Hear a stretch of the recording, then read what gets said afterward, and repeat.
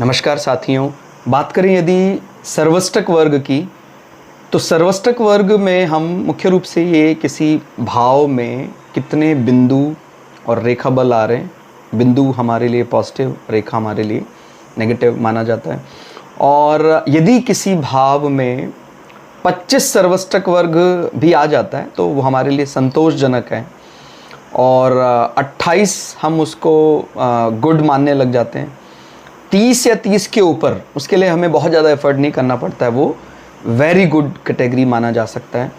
हालांकि इसकी अधिकतम जो सर्वष्टक वर्ग में जो गणित निकलता है किसी पर्टिकुलर हाउस में वो 64 तक जा सकता है। लेकिन मैंने जितने चार्ट ऑब्जर्व किए उसमें मैंने 50 के ऊपर नहीं देखा।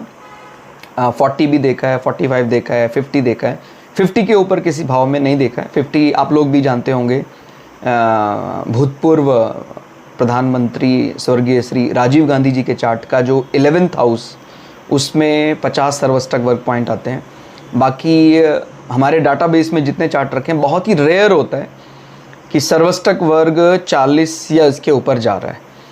और इसको आप इस प्रकार भी समझें कि अगर कोई भाव ऐसा मिल जाता है जहां ग्रह का स्वामी ग्रह में बैठा हुआ है, उच्च का ग्रह है, और फिर सर्वष्टक वर्ग भी कहीं 35-40 हो जाता है, तो उसका बल, उसका प्रताप समाज में बहुत बड़े रूप में दिखाई देगा।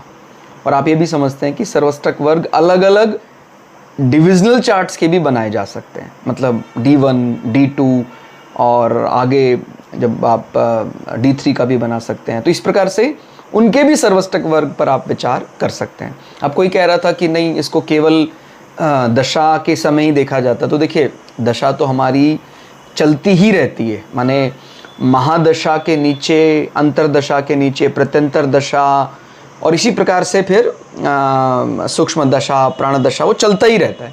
माने अगर एक एक ग्रह को भी समझे तो वो प्रभाव चलता रहता है। तो ओवरऑल लाइफ के लिए भी मुझे लगता है सर्वष्टक वर्ग बड़ी महत्वपूर्ण चीज़ है।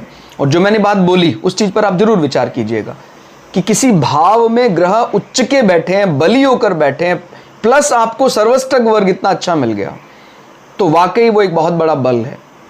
कई बार ऐसा हो जाता है पर्टिकुलर भाव में उसका जो लॉर्ड है डेबिलिटेटेड है और कुछ खराब योग बन रहे हैं, फिर सर्वष्टक वर्ग यदि 30 या 30 के ऊपर है तो वो कुछ बैड इम्पैक्ट मिलने के बाद ही हमें गुड इम्पैक्ट दे पाएगा। तो इस प्रकार से आप विचार करें। धन्यवाद।